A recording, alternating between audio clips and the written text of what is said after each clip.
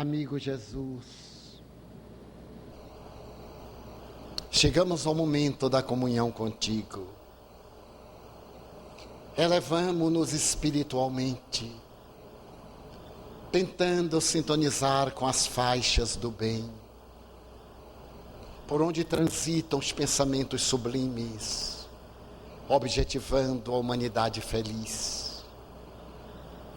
Praz a ti que neste momento possamos sintonizar com essas faixas de luz, aurindo inspiração e paz para os breves momentos da nossa reunião.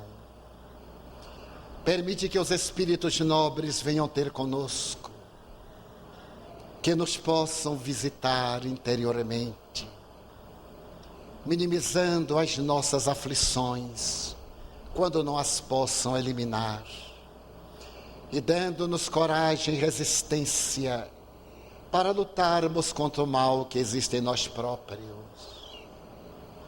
E porque muitos de nós aqui estamos com problemas na saúde física, mental, emocional, familiar, ajuda-nos a dirimir tais dificuldades, desafios e permanecer em clima de plenitude contigo. Permite deste modo que iniciemos a nossa reunião e que possamos ser bafejados pela tua assistência. São os nossos votos. Durante a nossa viagem, estando na cidade de Praga, o espírito Viana de Carvalho escreveu por nosso intermédio uma mensagem a que ele deu o nome Holocausto pela Verdade. Trata-se de uma das vidas maravilhosas dos pioneiros da nova era. Nessa mensagem, Viana de Carvalho faz uma análise da vida medieval, do poder temporal da igreja, da decadência dos direitos humanos, mas sobretudo do poder da fé e da coragem daqueles que deveriam abrir a cortina para o futuro.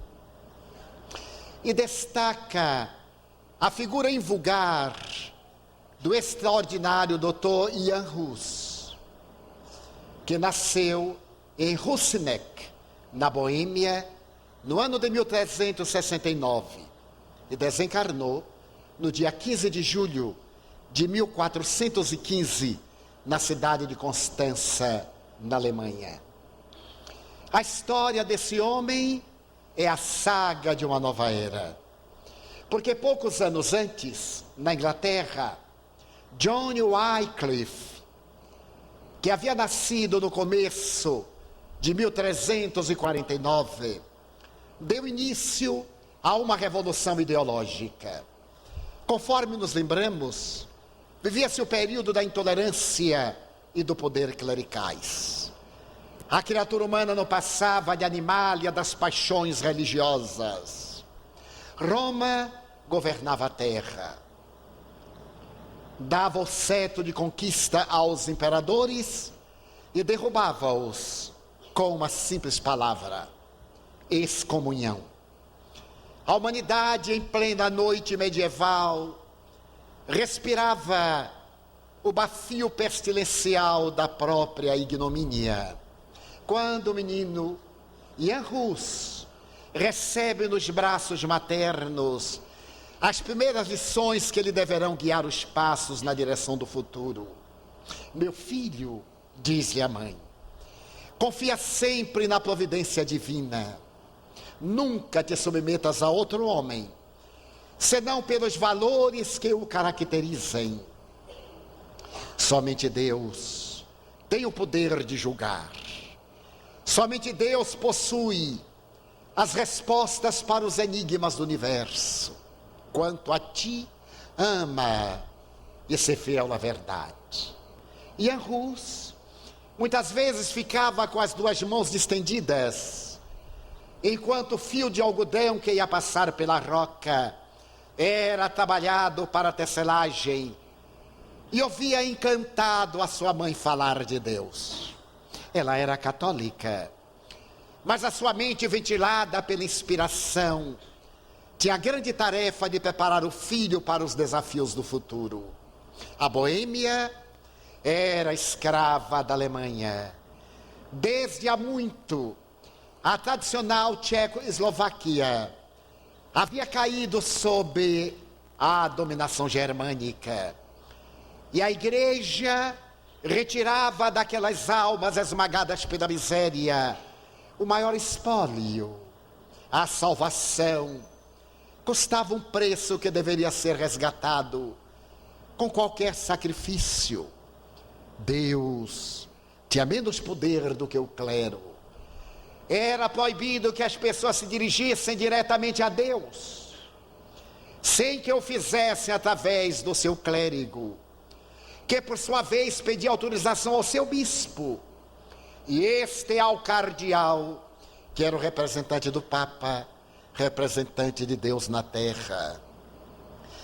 E o menino Rus, correndo pela aldeia de Rusinek, entre montanhas e prados verdejantes, prometeu-se que se dedicaria a Deus. Logo que atingiu a idade regulamentar, ele se matriculou no seminário. E mais tarde, ele teve a oportunidade de consagrar-se à religião, quando foi nomeado clérigo e doutor em teologia. Recebeu a alta honra de ir pregar na cidade de Praga, uma das cidades mais venerandas do leste europeu. A sua palavra era ardente e apaixonada. A doutrina era pregada em latim e ninguém entendia absolutamente nada. Particularmente os eslavos, que falavam o idioma sem nenhuma vinculação com o ramo latino. E o jovem Rus teve a oportunidade de manter contato com uma doutrina que vinha da Inglaterra. É que John Wycliffe, ao se apagarem as luzes do século XIV, invectivava a liberdade de Roma. Era necessário que os cristãos recusassem a dominação romana. Os homens que lá estavam, dizia Wycliffe, não eram tão respeitáveis quanto pareciam. As eleições eram ignóbeis. O poder político nomeava pessoas de vida corrompida, cidadãos indignos, que passavam a comandar a pseudobarca de São Pedro. E John Wycliffe também impunha a necessidade de se pregar o evangelho no idioma nacional. É necessário que as pessoas entendam a mensagem de Cristo. Como será possível entender uma doutrina em cujo idioma não se penetra? Também ele propunha que a salvação devia independer das moedas, muitas vezes conseguidas com a indignidade, a arbitrariedade, a decadência moral. Ao publicar as suas ideias, elas invadiram o continente europeu e chegaram a Praga. E o sacerdote, Dr. Jan Hus, encontrou um apoio para as suas próprias ideias. Afinal de contas, não há necessidade de um intermediário entre Deus e as criaturas, senão Jesus Cristo, que tiver a oportunidade de dizer: eu sou o caminho da verdade e da vida, e ninguém vai ao Pai senão através de mim. Ele começou a pregar em uma capela, e a sua palavra alcandorada enriqueceu o coração dos boêmios. Era uma palavra feita em luz, caracterizada pelo arroubo apaixonado dos inspirados. As pessoas comoviam-se até as lágrimas, e em breve a capela era insuficiente. Ele havia sido nomeado fazia pouco tempo reitor da Universidade de Praga. E o imperador Sigismundo, que com ele participara do currículo universitário, admirava-o. Foi nesse período das pregações que a inveja, a impiedade mal disfarçada, a intolerância começaram a perseguir o jovem pregador. E em breve, ele foi advertido pela igreja. Mais tarde, ele foi admoestado. E posteriormente, quando seus ouvintes lotavam a praça, mesmo sem o ouvirem, já que a voz não podia sair da intimidade da catedral, ele foi proibido de pregar, sob ameaça de ser considerado heresiarca, palavra terrível que levava qualquer um ao poste patibular da fogueira. E Hus dizia que era somente fiel nas Escrituras. Ele não pregava nada que não estivesse nos livros tradicionais. Apenas dava uma interpretação diferente da acadêmica, aquela que era conveniente à ditadura papal. E por outro lado pregava a liberdade da sua pátria. A Boêmia deveria libertar-se da escravidão, da suzerania germânica, ter direito a participar igualitariamente do concerto das nações. Quantas vezes o verbo descorria dos lábios como licor divino, e as pessoas emocionadas deixavam-se arrebatar ante a figura de um Cristo vivo, descrucificado, amigo dos infelizes e dos sofredores, que dialogava em colóquios íntimos com aqueles que eram considerados infiéis e perdidos. Falando em tcheco, uma língua sonora e complexa, ele fazia que o seu público delirasse ante a perspectiva de encontrar a salvação através da fé, não através das obras, conforme recomendava a igreja na época. Não nos referimos aqui às obras de caridade, mas às obras que dão dinheiro para pagar o arrependimento e receber como consequência o perdão por intermédio das indulgências. As pessoas se sentiam agora dignificadas, podiam falar a Deus, podiam recorrer a Jesus Cristo e pedir-lhe que fosse o intermediário das suas súplicas e também o intermediário da sua misericórdia. Foi quando um cardeal teve a infeliz ideia de castigar Jan Hus através de uma ordem arbitrária. Mandou colocar em todas as igrejas de Praga uma declaração que a partir daquele momento estavam todas fechadas, proibindo os fiéis de se adentrarem nela para o culto religioso, como punição ao herege que discordava de Roma. A situação tornava-se insustentável. E Hus tentou dialogar com os seus inimigos, mas o inimigo não aceita diálogo. Já estabelece o veredicto antes do julgamento e já propõe a pena antes da análise da problemática.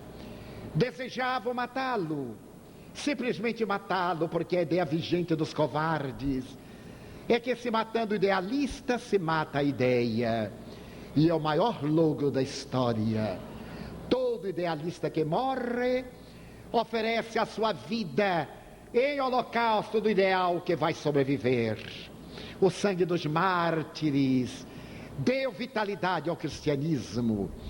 As labaredas que incineraram corpos na Idade Média fez que a decadência da igreja se acelerasse. E desta forma a perseguição de qualquer jaez sempre abre as asas do homem de liberdade para voar mais alto. Nessa dificuldade, proibido de pregar, Johann Hus, ou Jan Hus, faz um apelo ao imperador Sigismundo, seu amigo, e este pede-o para que venha a Constança, onde ele havia reunido o sínodo, para poder examinar as heresias da época e dar direito ao seu tutelado de defender-se. O bom senso fala à Rússia para que não saia da Boêmia. A Alemanha, afinal, era um terreno perigoso. Ele seria vítima dessa agremiação religiosa cheia de impiedade. Mas ele era idealista, e os idealistas são ingênuos. É a característica de quem tem o ideal, acredita na criatura humana. A sua bondade se projeta e ele vê bondade nos outros, que é o reflexo da sua, mesmo naqueles que não a possuem. Ele teima. O imperador manda-lhe um salvo-conduto e 2 cavalheiros para acompanhá-los. Ele sai da Boêmia deixando o seu povo em lágrimas, atravessa as estradas impérvias, e quando está agora na fronteira de Constança, os amigos lhe dizem: ainda há tempo de recuar. Dentro de poucas horas chegaremos a Constança. E ele redargue que era o momento de apresentar-se ao concílio, diante dos santos bispos.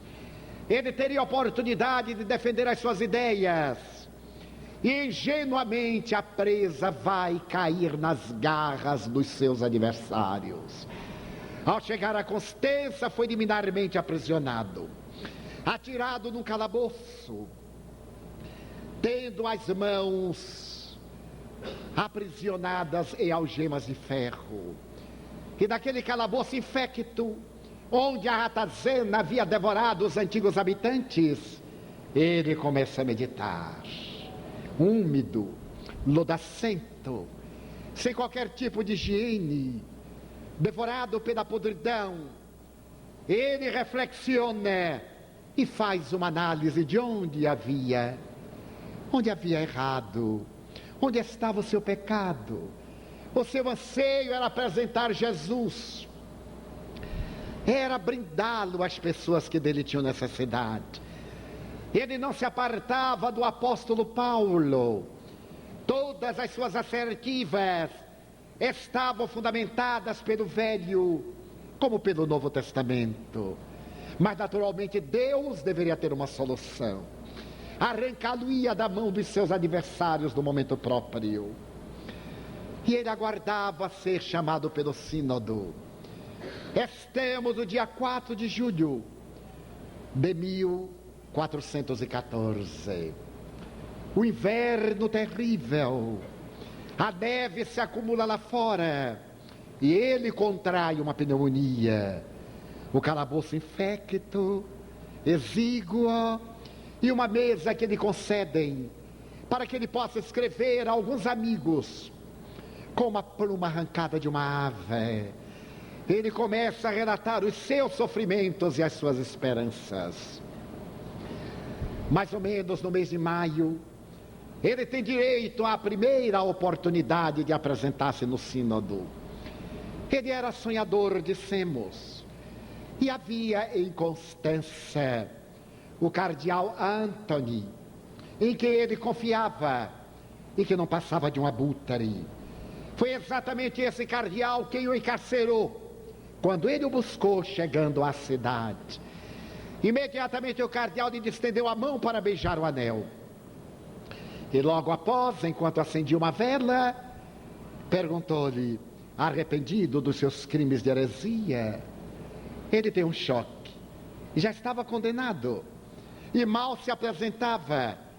Ele viera espontaneamente, nenhum herege apresenta-se espontaneamente a um tribunal. E ele diz, mas eu não cometi qualquer heresia. Os meus discursos, os meus livros, aí estão para ser lidos. Impávido, cruel, o cardeal lhe diz que os seus livros eram portadores de uma mensagem que combatia a Santa Amada Igreja. E que se ele continuasse naquele propósito infeliz, nas garras do diabo, a fogueira seria a única maneira de salvar-lhe a alma. Mas nem isso, porque antes de morrer, o sínodo encomendá-lo-ia a Satanás. Ele tem um choque. Claro que ele não pertencia a essa igreja. Ele não era doutor de teologia dessa doutrina. A doutrina que ele havia aurido, fê-lo a beber na água lustral do Evangelho em latim e em grego, que ele vertera para o tcheco, para que todos tivessem acesso à palavra do Senhor. E percebeu então que não teria oportunidade de defesa. Agora estava novamente diante do sínodo. E o cardeal, com impiedade, condena-o, não lhe dando alternativa sequer de defender-se. O secretário do sínodo acusa-o de 23 heresias, mas não lhe dá oportunidade de explicá-las. Ele pede o ensejo para falar aos sacerdotes que vieram da Hungria, da Itália, da Espanha, da Inglaterra. E esses têm interesse de evitar que se propague a heresia de John Wycliffe pelas terras santas da Europa. É nessa situação que o cardeal Anthony recebe um documento do imperador Sigismundo, pedindo clemência e oportunidade para que o prisioneiro possa defender-se. De imediato o sínodo é suspenso e ele vai conversar com o imperador. É um diálogo rude. A prepotência religiosa sobre o poder civil, a covardia do homem que representava a lei e que estava esmagada pela intolerância da fé. Ele tenta apresentar que Jan Hus é inocente, que ele próprio é admirador da sua doutrina, que Jan Hus combate a superstição, combate a feitiçaria e propõe uma revolução ideológica, a criatura libertar-se de atavios para chegar a Deus. O que desagrada profundamente o cardeal, que o olha com desdém e lhe diz que é muito pouca política. Aliás, é uma política infeliz. O imperador defender alguém que está sendo acusado de heresia. O imperador põe-se a chasquinar. Ele responde que as labaredas da fogueira jamais alcançariam o imperador da Alemanha. Começa a sorrir. E diante desse argumento que parece falível, o cardeal riposta, sem dúvida, as labaredas inquisitoriais não podem queimar o imperador da Prússia, mas a excomunhão pode alcançá-lo. A excomunhão era mais cruel do que a própria condenação, porque a partir desse momento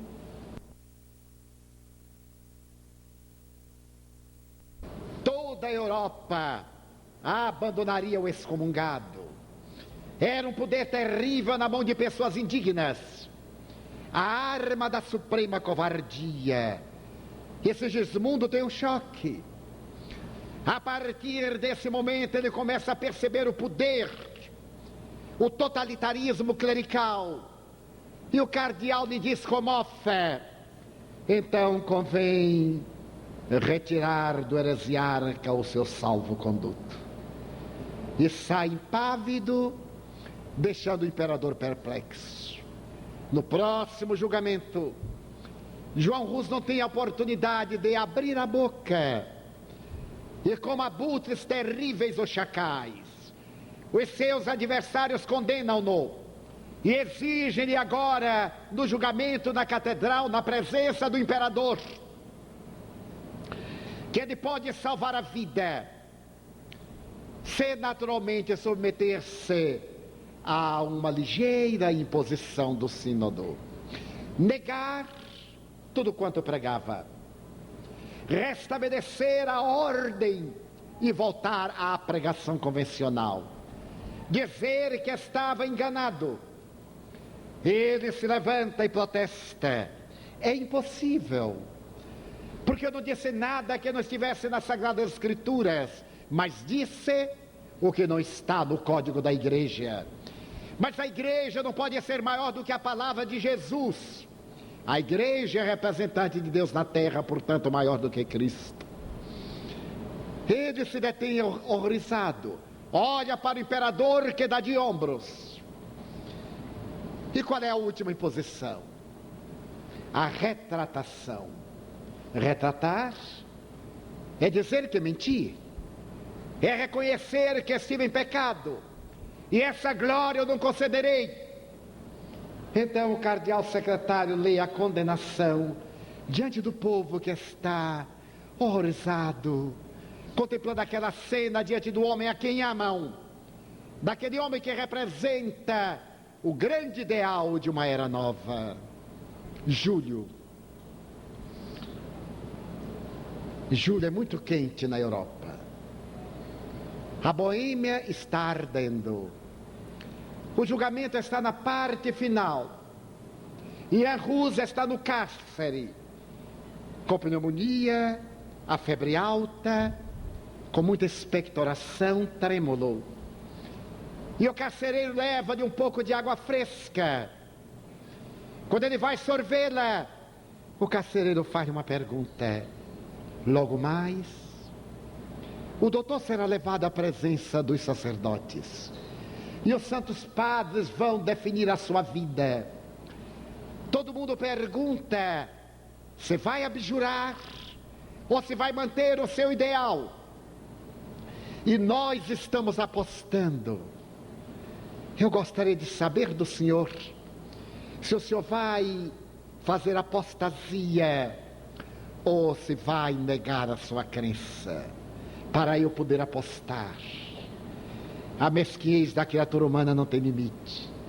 Ele sorri e responde que pode apostar que ele não negará os seus ideais, nem mesmo com risco de perder a vida. Mas ninguém perde a vida. Aquele que a doa ganha, disse o Senhor, e aquele que a preserva perde-a. Diga aos seus amigos que eu permanecerei fiel aos meus postulados. E assim fez. Naturalmente foram retirados todos os seus títulos. Diante da catedral que estava repleta, ele foi novamente vestido e paramentado. E o cardeal secretário aproximou-se e disse as palavras sacramentais condenatórias: filho do diabo, eu te exorcizo, e rasgou-lhe o manto. Eu te condeno às chamas eternas do inferno, e rasgou-lhe a próxima indumentária. E de lá não sairás nunca, pelo crime de haver blasfemado contra a igreja. Que o deixou em trajes mais sumários. Depois o cardeal Anthony traz o chapéu da bruxaria, no qual está desenhada a entrada triunfal no inferno entre labaredas. Ele agora adquire uma estatura indimensional, cresce diante do povo, aquele corpo quebrado pela doença, abatido pela febre, agiganta-se, e ele sorri. É-lhe colocado o chapéu ridículo, como colocaram a coroa de espinhos em Jesus, ironizando porque era rei dos judeus. Agora os pseudo-cristãos ironizam o cristão verdadeiro, coroando de palavras blasfemas e de condenações absurdas, porque ele deseja derrubar o poder temporal a benefício da realidade do ser eterno. E então ali está a condenação escrita em latim heresiarca: serás plantado no poste e arderás, enquanto Satanás exulta. Ele ajoelhou-se simplesmente, levantou a cabeça e disse apenas estas palavras: por amor, tu deste a tua vida. Por amor, eu dou-te a minha vida. Foi levado algemado a uma colina nos arredores de Constança. O alto clero, o imperador, a multidão adensaram-se no aclive, no acume da montanha. E ali, num dia de grande calor, ele foi acorrentado à madeira. as achas de lenha e o capim, em abundância misturado ao feno, foram colocados e lhe fizeram a última pergunta: abjuras, como faziam os pagãos aos cristãos? E eles preferiam a morte à desonra. E a Rus olha para o infinito, as labaredas crepitam, e ele diz: Jesus, filho de Davi, tem piedade de mim. Jesus, filho de Davi, tem piedade de mim. Jesus, filho de Davi, tem piedade de mim. As labaredas alcançam-no, arde o corpo, a fumaça começa a asfixiá-lo, e ele diz a frase que ficaria eterna: hoje vós assais o pato, porque us, em tcheco, significa pato ou ganso. Mas um dia que não está muito longe, virá um cisne de luz, que voará muito alto, e as vossas labaredas não alcançarão. Ave Maria, cheia de graças. Asfixiado, a cabeça pendeu, as labaredas devoraram-no. E para impedir qualquer sinal de amor pelos seus despojos, as cinzas foram espalhadas ao vento. E ele entrou na vida, enquanto seus algozes continuaram mesquinhos e infames, e não puderam fugir ao inexorável fenômeno da morte, por sua vez. Estava inaugurada a Era Nova. As ideias de John Wycliffe haviam chegado à Boêmia, e no momento em que Jan Hus silenciou, e estando ainda em Constança, um dos maiores latinistas e professores de grego da Universidade de Praga, Jerônimo, cognominado de Praga, partiu com a opulência da sua cultura para defender o amigo no sínodo. E ao chegar a Constança e tentar explicar que ele era portador da verdade, foi igualmente preso. No ano seguinte, 1416, com 82 anos de idade, esse verdadeiro patriarca do povo da Boêmia foi igualmente queimado em Constança pelo atrevimento de discordar da fé. Mas era agora impossível deter a revolução programada por Deus, porque logo depois Leão XIII prega a divulgação das indulgências. Qualquer crime é passível de perdão, desde que o bandido pague, e recebe uma bula de indulgências: aborto, homicídio, adultério,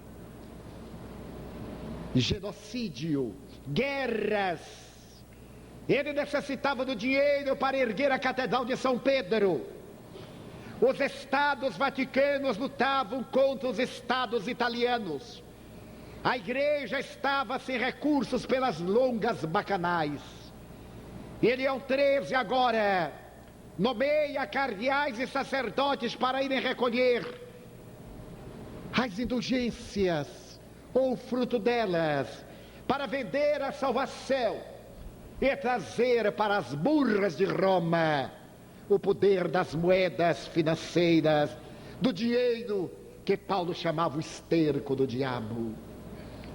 E um jovem monge augustiniano, diante dessa aberração e recordando-se do holocausto de Jan Hus, de Jerônimo de Praga e da doutrina apresentada no século XIV, estamos no século XVI, por John Wycliffe, rebela-se, e na Catedral de Worms ele apresenta 93 justificativas. rebela-se contra o Papa. Vem agora a bula de excomunhão. E Martinho Lutero entra na história da humanidade.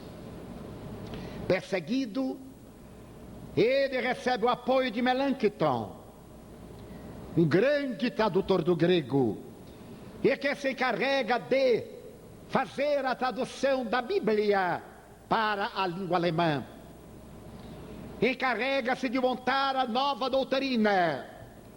E Lutero, perseguido, parte de um principado para outro.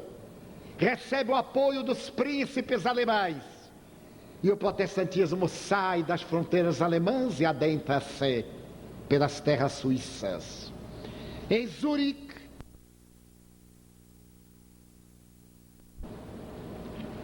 um monge ex-combatente, patriota, fascina-se pela doutrina da libertação do Papa. Era necessário reunir os estados suíços. Ele guerreava em benefício do seu povo. Mas, acima de tudo, ele falava da necessidade de chegar-se a Jesus pelo amor, pela fé, pela transformação moral. E agora, percebendo a doutrina de Lutero, Zwinglio preconiza que em Zurique e na parte norte da Suíça, essa doutrina encontra o maior número de adeptos. E de imediato a sua palavra ardorosa começa a partir os grilhões do totalitarismo de Roma. Ele vai também condenado pelo clero, mas concomitantemente, em uma ambivalência, enquanto uma área parte da Alemanha e vai para Zurique, a outra parte vai para Genebra. E ali, João Calvino, que também é monge, vê na palavra de Lutero a diretriz para ser construída uma nova era, longe do poder temporal de Roma. Jesus não tinha uma pedra para reclinar a cabeça. A sua doutrina era feita de amor. Ele não condenava. Zwinglio diz que os sacramentos têm um valor que lhe atribuímos. É necessário o respeito à palavra e à vivência dela. João Calvino fala da necessidade do homem encontrar a consciência dentro da qual está vivo Jesus Cristo. A verdadeira Eucaristia não é aquela que se realiza através da hóstia, é aquela que se realiza no ardor da fé quando se comunga com Deus. Agora, estamos na metade do século XVI. Os descobrimentos alargaram as dimensões da Terra. Lord Bacon abriu uma área nova no pensamento filosófico. E a decadência do clericalismo faz-se cada vez mais acentuada. Veio o século XVII. E nesse século a revolução ideológica, as matemáticas, a astronomia, Kepler, Copérnico havia iniciado a era do sistema heliocêntrico. Tycho Brahe, também da Tchecoslováquia, consegue constatar a realidade do sistema universal. Galileu proclama que a Terra não é fixa. E nesta hora, alguém se levanta para poder pensar na realidade do ser indimensional. Este homem começa a pensar no seu consultório, no seu escritório: quem sou eu? Serei eu apenas o corpo, o cérebro que pensa? E a partir deste momento, as ideias libertam a criatura e a filosofia agiganta-se. É o momento em que o idealismo sonha pela liberdade. Somente é feliz alguém que é livre de algemas, de peias. Entenda-se liberdade com esse respeito pelas leis. Ser livre não é desconsiderar os estatutos legais, é viver com dignidade dentro desses limites, mas não ser escravo, nem de homens, nem de Estado, nem de doutrinas, ser alguém que assume a própria responsabilidade pelos atos. E se ouvem os primeiros clarins da Era Nova. Esses clarins da Era Nova são apresentados na França, quando a Fleur de Lis, que estava vinculada a Roma, oferece as primeiras obras que se derivam do velho pensamento de Descartes e enseja a criatura a arte de pensar.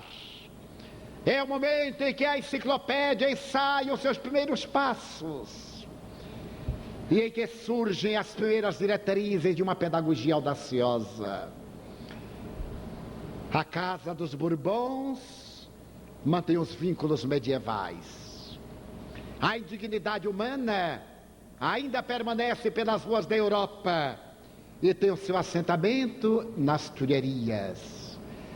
Mas ninguém pode deter o sopro da renovação, nem o olho luminoso da madrugada.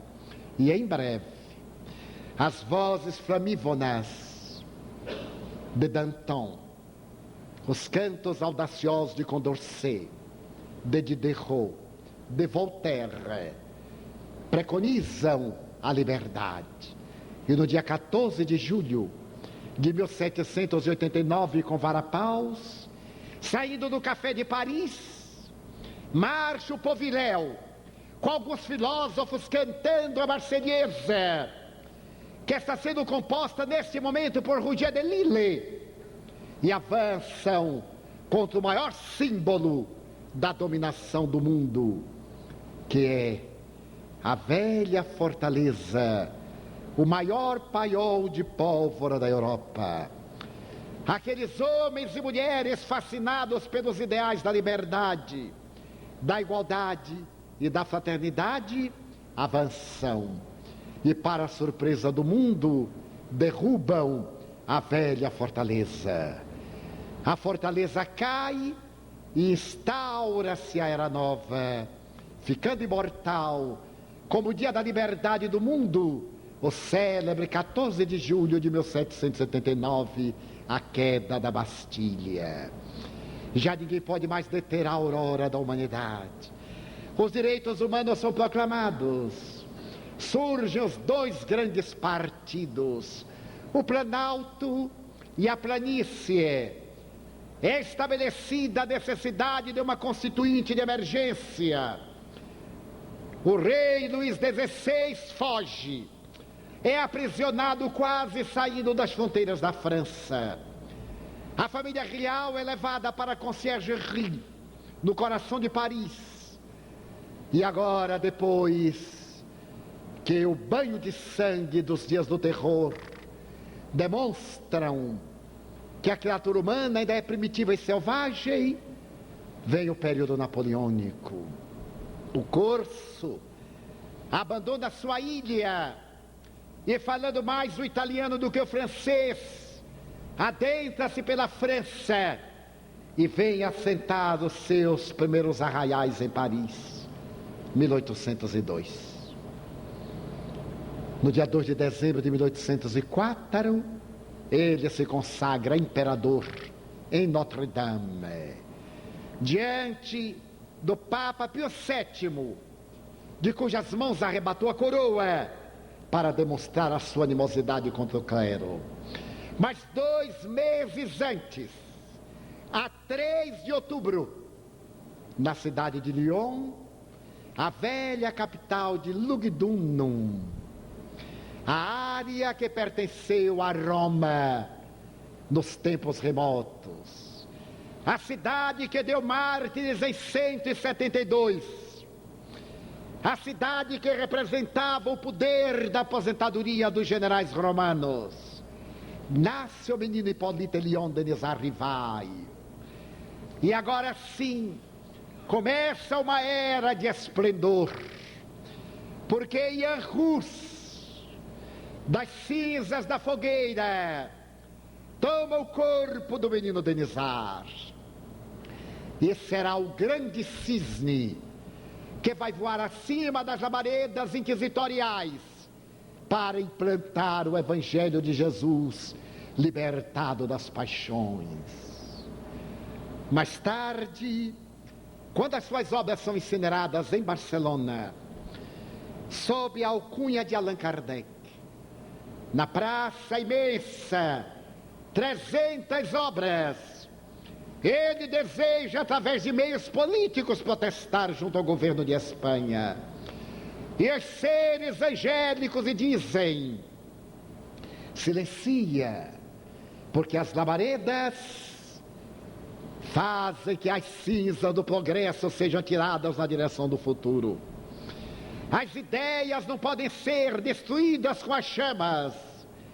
Os inquisidores fazem-nos um grande favor e a maior divulgação das tuas obras. Tranquiliza-te. E foi aquele último ato de fé realizado na Espanha.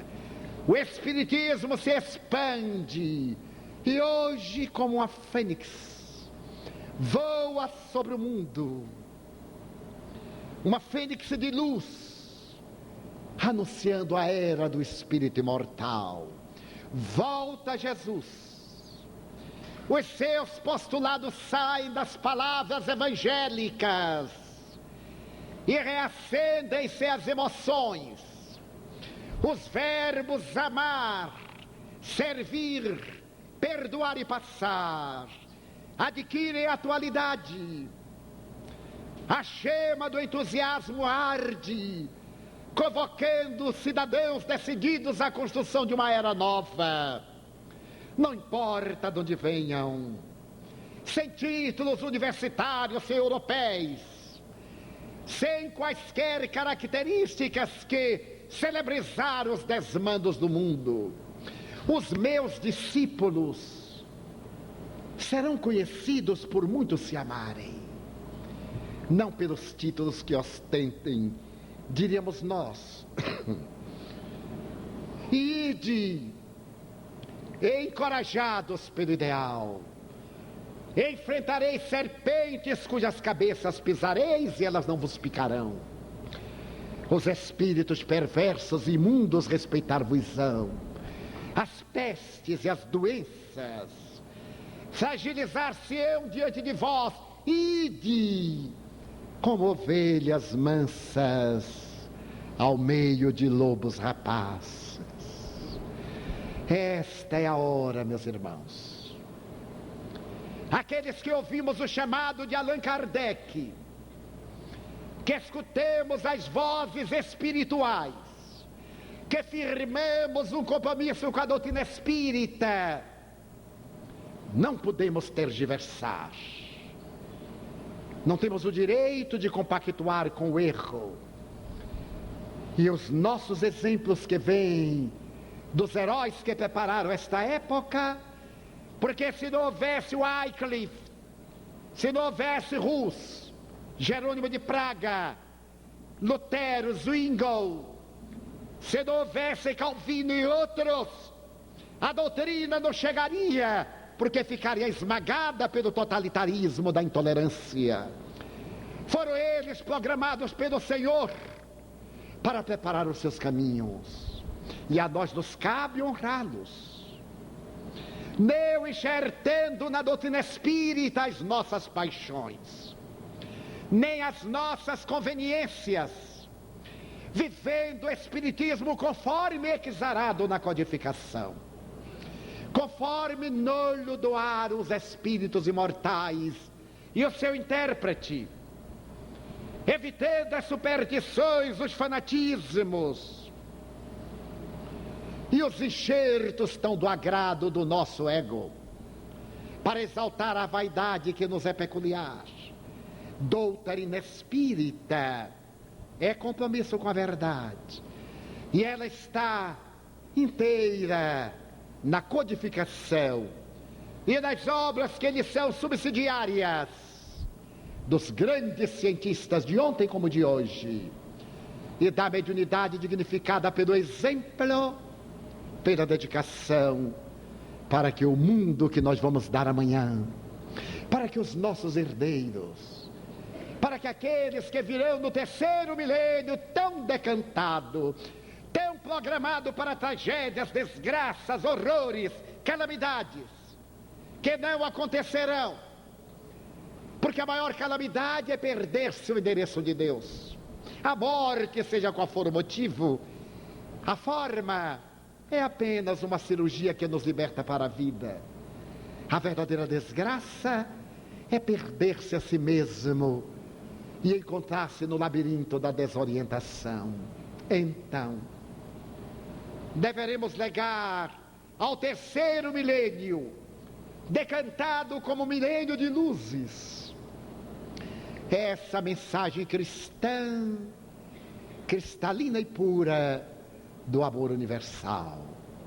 A nós nos cabe, pois, vivê-la em pensamento, em palavras e através dos atos.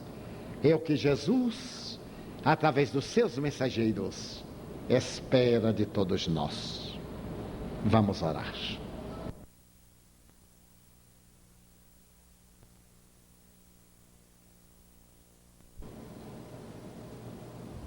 Amor transcendente e belo, aqui está o teu rebanho.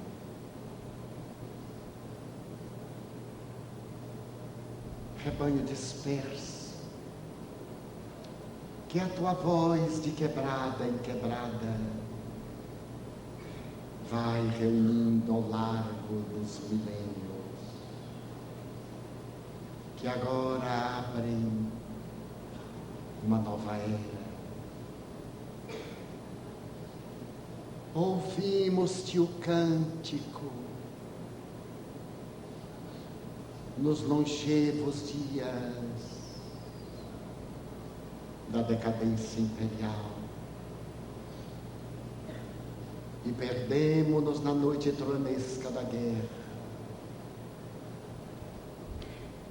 Escutamos o trovador de Assis e nos afogamos na luxúria.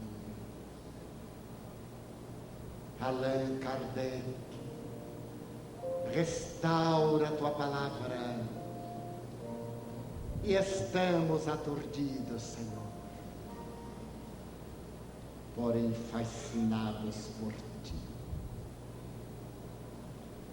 A tua memória nos comove, o teu verbo nos apunhala, a tua promessa nos faz sim.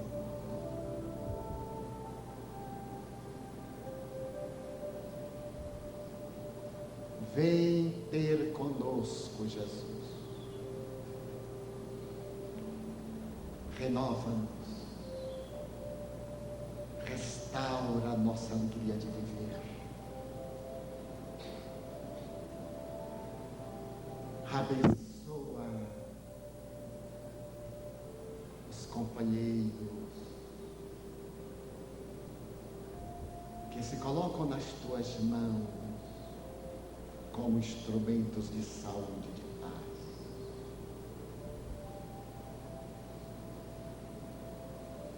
Abençoa-nos a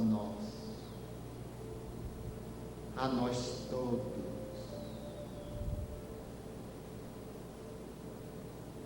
aos nossos afetos e aos nossos desafetos.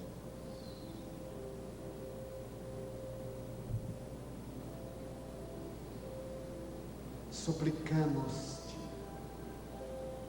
por Ivan Americano da Costa, Johnny Bacelar, Iná Figueiredo de Macedo, nossos irmãos recém-desencarnados, pelo nosso querido irmão Carlos Bernardo Loureiro, pelos enfermos em geral e os pacientes terminais, pelos que estão desesperados, pelos espíritos enlouquecidos que não te conhecem e por isso não te amam.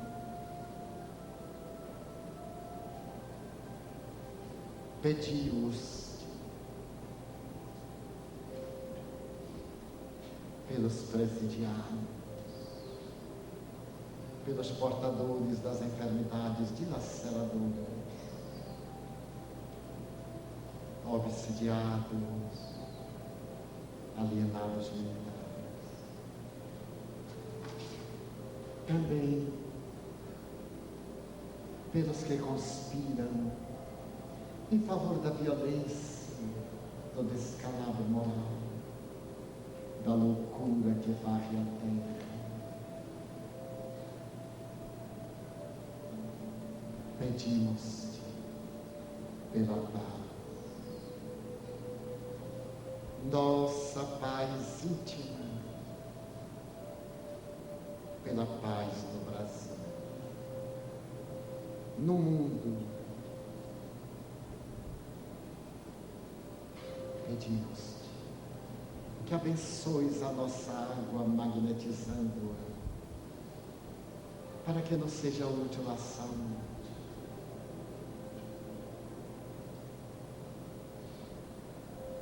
Senhor, despede-nos, refrescados pelas evocações de Maria, a mulher que teve a coragem de negar-se para viver. Permite que retornemos aos nossos lares em clima de harmonia e de júbilo. Assim, pois, é que exorando as tuas bênçãos